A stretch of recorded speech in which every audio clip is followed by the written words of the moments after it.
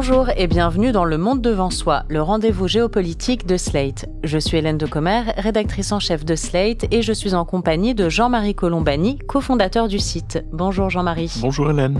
Et d'Alain Frachon, éditorialiste au Monde et spécialiste des questions internationales. Bonjour Alain. Bonjour Hélène. La menace couvait depuis longtemps, elle a éclaté ce vendredi 13 juin, tôt au matin. Israël a bombardé l'Iran. 200 avions de chasse ont déferlé sur le pays, visant des sites militaires et nucléaires, notamment à Téhéran. Le chef des gardiens de la révolution, Hossein Salami, a été tué dans cette attaque. L'Iran a riposté quelques heures plus tard en envoyant une centaine de drones. Et à l'heure où on enregistre ce podcast, l'espace aérien non seulement de l'Iran mais aussi d'Israël sont fermés jusqu'à nouvel ordre. L'opération de l'État hébreu durera autant de jours que nécessaire pour éliminer la menace nucléaire iranienne, c'est ce qu'a indiqué Benyamin Netanyahou, Premier ministre, dans un message vidéo. Alors, Alain Frachon, tout ça laisse augurer bien plus qu'un conflit d'une seule nuit. Est-ce qu'Israël vient d'ouvrir un nouveau front de guerre ? C'est probable, oui. Alors, ça dépend de ce qu'on appelle la guerre. Il faut jamais oublier qu'il y a au moins 1800 kilomètres entre Téhéran et Jérusalem. Donc, ce sont des pays qui sont quand même très loin l'un de l'autre, mais qui se sont déjà affrontés à coups de missiles ou de bombardements, notamment en 2023 et en 2024. Vous pouvez faire un scénario d'engrenage qui serait grosso modo le suivant.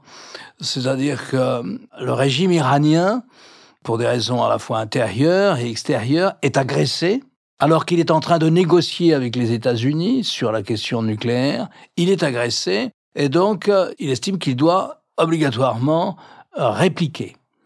Alors, il peut répliquer comme l'ont fait les Iraniens, je crois que vous l'avez dit, ils ont envoyé une centaine de drones déjà sur Israël, mais enfin, bon, on sait que Israël a une capacité à se protéger grâce à ce qu'il appelle son dôme de fer, c'est-à-dire une défense antiaérienne de missiles anti-aériens qui sont capables d'arrêter des drones ou d'autres missiles même, ces fameuses batteries de patriotes. Donc le dôme, il n'est pas totalement imperméable et le ministre de la Défense a d'ailleurs dit à la population israélienne, nous entrons dans une campagne qui va durer, Israël ne sera pas épargné, autrement dit, ça va être difficile pour les Israéliens, même s'il y a tout un système de défense civile et d'abri, mais si l'Iran réplique, voilà.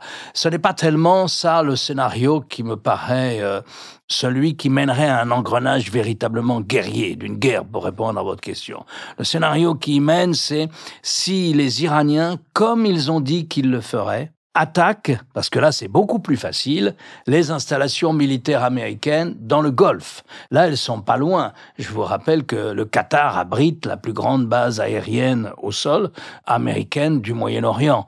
Donc le Qatar, c'est à quelques dizaines de kilomètres de la côte iranienne. Et donc, c'est très facile pour les Iraniens de lancer une bordée de missiles sur des bases américaines. Il y a plusieurs bases américaines dans le Golfe. Il y en a au Koweït, il y en a au Qatar, assurément. Il n'y en a pas en Arabie Saoudite, mais il y a d'autres dispositifs dans l'État des Émirats Arabes Unis. Ce sont autant de cibles à portée de l'Iran. Que font les États-Unis à ce moment-là ? Ils répliquent. Trump ne peut pas ne pas répliquer à ce moment-là, s'il est attaqué. Et donc là, on ne sait pas trop ce qui se passe. Les Iraniens bloquent le détroit d'Ormuz, ils en ont la possibilité. Le prix du pétrole monte à plus de $100. Les États-Unis entrent en récession. Toute la politique économique de Trump est fichue par terre, sans compter ce qui se passe dans la région, c'est-à-dire une vague anti-américaine très forte qui peut relancer aussi le terrorisme islamiste. Donc vous pouvez faire ce scénario-là aussi. On ne sait pas. On sait que les États-Unis s'en défendent. Est-ce que c'est pour ça que Marc Rubio, le secrétaire d'État américain, a tout de suite dit que les États-Unis n'étaient pas impliqués dans l'attaque ? Et en même temps, est-ce que Israël peut vraiment attaquer l'Iran sans l'aval américain ? C'est toute la difficulté d'apprécier la relation entre Israël et les États-Unis. Les Israéliens ont, politiquement, j'entends, pas militairement, pas matériellement, mais politiquement, beaucoup plus de marge d'autonomie qu'on l'imagine. Dans la mesure où c'est très difficile pour les États-Unis de dire « nous arrêtons de livrer des munitions à Israël. Nous ne leur donnons pas des munitions pour les patriotes, ou moins, ou pas ce dont ils ont besoin. » On sait qu'il y a quasiment une sorte de flux permanent d'armes américaines qui alimentent l'armée israélienne. Ça, c'est très difficile. En revanche, là, le communiqué du département d'État, ligne par ligne, veut absolument prendre ses distances. Donc, les États-Unis savaient, c'est certain, ils ont été prévenus, et le président l'a dit, Trump l'a dit, nous avons été informés. Vraisemblablement, ils ont signalé qu'ils étaient contre, mais qu'ils n'interrompraient pas le flux d'armement, par ailleurs. Et donc, vous avez la réaction officielle des États-Unis, qui est le communiqué du département d'État, dont je vous dis les 4 points principaux. L'Iran ne doit pas prendre pour cible les bases américaines dans la région. Cette campagne relève, je cite, de mesures unilatérales décidées par Israël. 3e point, nous ne sommes pas impliqués. Israël, 4e point, nous a informé qu'il jugeait nécessaire d'attaquer à ce moment-là parce que la situation était trop dangereuse dans la course à l'arme nucléaire dans laquelle l'Iran, la République islamique, s'est lancée. Voilà les 4 points. C'est à la fois un pays qui se distance mais qui ne veut pas se désolidariser totalement de son allié israélien. Mais voilà à peu près ce qui s'est passé. Et les scénarios, le pire serait celui que j'ai décrit. Jean-Marie Colombani. Oui, en attendant, ce qui est frappant aussi, c'est que Trump est apparu comme vraiment démuni dans cette affaire. Et au fond, ça n'est pas à l'avantage de quelqu'un qui pensait être l'homme de la paix un peu partout. Donc là, c'est l'inverse. Et surtout, il est au fond doublé sur sa droite par Netanyahou, alors même que lui-même était sur une position qui était plus tournée vers la négociation. Donc là, il y a vraiment un sujet Trump, je pense, par rapport à Israël. Qu'est-ce qui les détermine, les Israéliens, traditionnellement sur ce sujet? Si on met à part le fait que, au point de départ, il faut toujours s'en souvenir, il y avait un accord international. Un accord international qui permettait de contrôler l'équipement nucléaire civil iranien et éventuellement ses déclinaisons futures militaires. Cet accord a été déchiré par Trump lui-même, qui a décrété que c'était un mauvais accord, que c'était même le pire accord que Biden ait accepté, ainsi de suite. Enfin, il n'avait pas de mots assez durs. Lors de son premier mandat, on en avait parlé dans un précédent épisode. Absolument.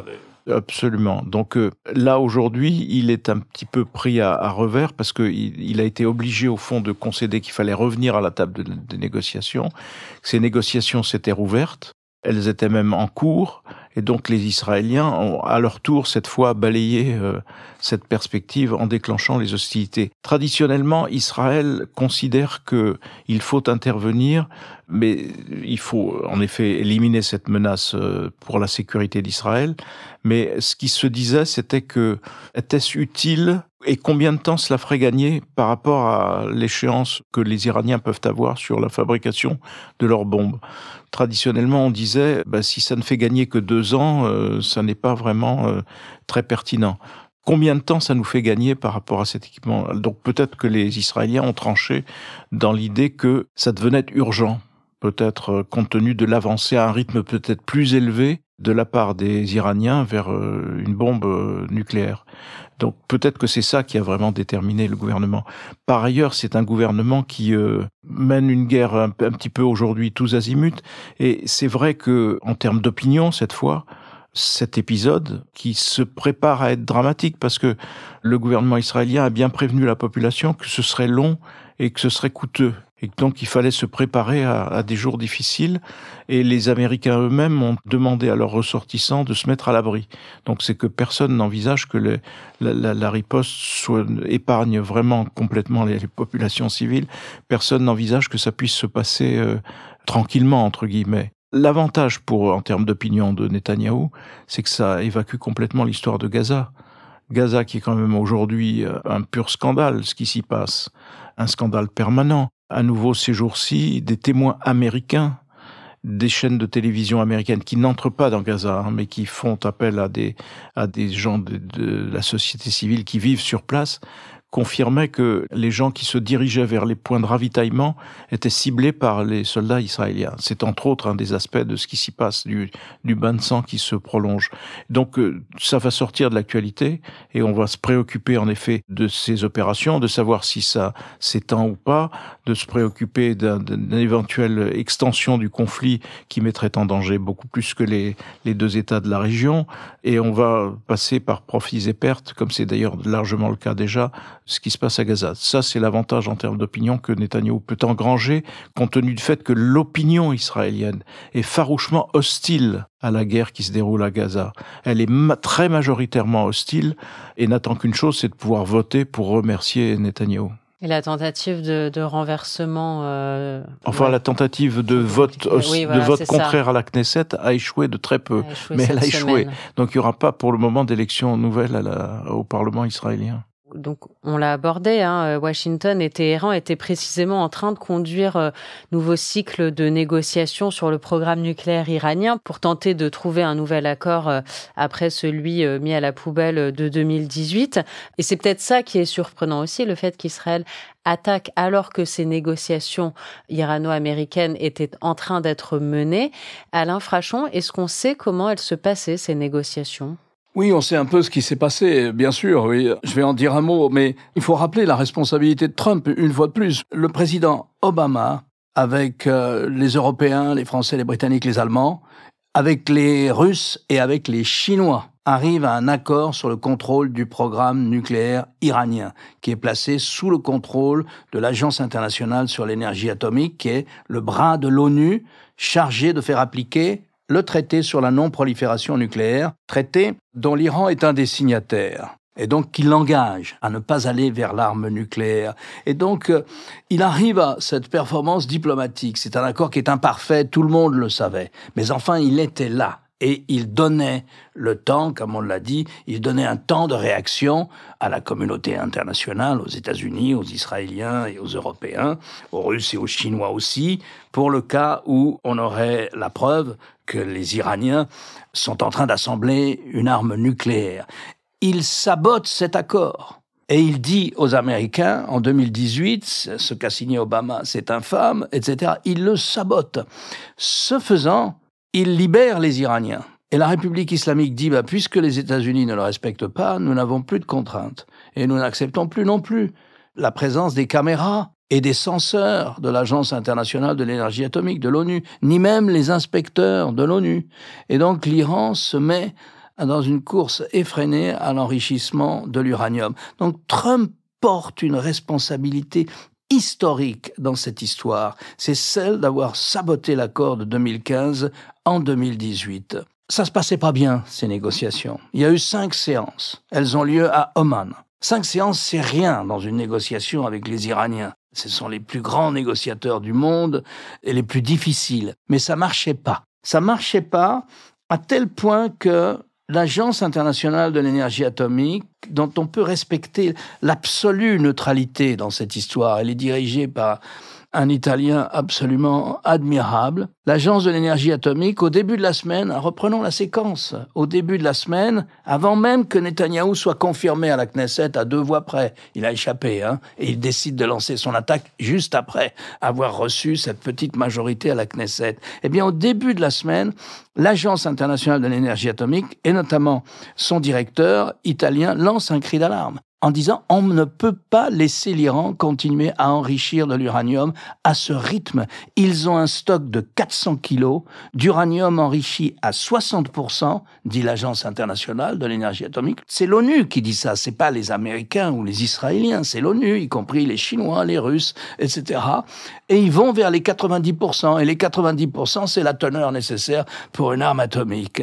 Donc, l'agence dit, il faut faire quelque chose. Et il y a une réunion avec les Américains et les Européens et les gens qui ont été signataires de l'accord de 2015. Et ils s'apprêtent à adopter une résolution très dure contre l'Iran, en disant l'Iran est en train de violer le traité sur la non-prolifération avec ce programme d'enrichissement qui ne peut avoir qu'un seul objet, c'est d'arriver à 90% et donc d'avoir un stock à 90% pour fabriquer des armes nucléaires.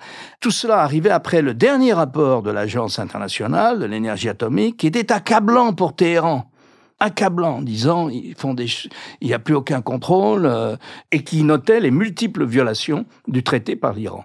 Donc, dans un espace de temps assez resserré, on a eu une tentative de négociation, puisque Trump, lui, a compris que la seule façon de se sortir de cette question nucléaire iranienne, c'était de reprendre la négociation, qu'il avait torpillée, qu'il avait sabotée. Il était convaincu que les Iraniens, sous sanction, était placé sous de telles sanctions qu'il reviendrait à la table de négociation gentiment pour négocier un autre accord. Mais les Iraniens ont dit pas question. Donc ça se passait mal, c'était difficile. Le président Trump a exhorté les Israéliens, 48 heures ou 3 jours avant, à ne pas lancer d'opération. Parce que depuis 48 heures, on assistait à ce dialogue. Les Israéliens menaçaient et les Iraniens disaient, si les Israéliens nous attaquent, nous attaquons les Américains dans le Golfe. C'est ce qu'a dit le guide Khamenei, le guide de la révolution. Donc, vous voyez, ça a été une semaine de montée de la tension. Ça a été une semaine où l'ONU, qu'on ne peut pas accuser d'être particulièrement pro-israélien, cette agence-là, a dit qu'on est arrivé dans une situation dangereuse. Cette situation, elle l'a même estimée. On l'estime en disant, s'ils en sont là, dans moins de 2 ans, les Iraniens sont capables d'assembler une arme nucléaire. Ce à quoi les Israéliens ont rajouté, nous avons découvert un programme secret, en plus de celui qui avait déjà été mis à jour, qui était un programme destiné à assembler une ogive nucléaire, une arme nucléaire. Alors après, il faut mettre l'ogive sur une fusée, après il faut faire un test, au moins souterrain, etc. Donc c'est pas si facile que ça. Le passage au nucléaire militaire n'est pas si facile que ça. Mais enfin, voilà, les accusations qui ont été portées parallèlement à une négociation qui n'a connu que 5 séances, dont les Américains ont dit, Trump a dit à la chaîne de télévision Fox News, j'aimerais que les négociations reprennent. Ça m'étonnerait qu'elles reprennent parce que les Israéliens ont tué pas simplement le chef des gardiens de la Révolution, mais le chef d'état-major de l'armée iranienne. Politiquement, en Iran, je vois mal l'Iran reprendre la moindre négociation avec les États-Unis. Et les Iraniens ont même répété, nous considérons que les États-Unis sont responsables de l'attaque contre nous. Ce qui est une déclaration qui leur lie un peu les mains et pourrait les obliger, vis-à-vis de leur opinion intérieure, à attaquer une base américaine dans le Golfe. Auquel cas, on retombe dans les scénarios d'engrenage guerrier que nous évoquions tout à l'heure. Pour compléter le tableau, juste un mot, il faut rappeler que Netanyahou a toujours été hostile à la négociation et qu'il n'a jamais considéré comme utile cette négociation, au point que on lui prête d'avoir convaincu Trump, lors du premier mandat de Trump, de déchirer cet accord, puisque lorsque cet accord avait été conclu, il était parti en guerre contre cela, et il avait trouvé chez Trump un relais pour ses thèses. Donc il faut rappeler cela aussi, parce que ça a beaucoup pesé dans la suite des événements. Ce qu'on sait chez Trump, si vous voulez, Trump, lui, il a fait campagne contre les guerres lointaines, il a fait campagne contre l'engagement des États-Unis en Iran, en Afghanistan, etc. Sa base électorale, elle n'est pas du tout belliciste. Il a très peur, Trump, d'être engagé dans un engrenage particulièrement au Moyen-Orient, dont on ne sait pas jamais ce qui peut se passer ensuite. Et donc, Trump redoute cette situation. Et sans doute ne la voulait-il pas, au moins dans la conjoncture actuelle, mais il ne s'est pas estimé suffisamment fort pour empêcher les Israéliens de mener cette opération, ni même pour leur couper les vivres ou leur couper la chaîne d'approvisionnement militaire qui est en place entre les deux pays. Situation dans laquelle donc Donald Trump a bien une part de responsabilité. Merci beaucoup Alain Frachon, merci beaucoup Jean-Marie Colombani. On se retrouve la semaine prochaine dans un nouvel épisode du Monde devant soi. Merci Hélène. Merci Hélène. Le Monde devant soi est un podcast produit par Slate Podcast. Production éditoriale et présentation, Hélène Decomer. Prise de son, montage et réalisation, Aurélie Rodriguez.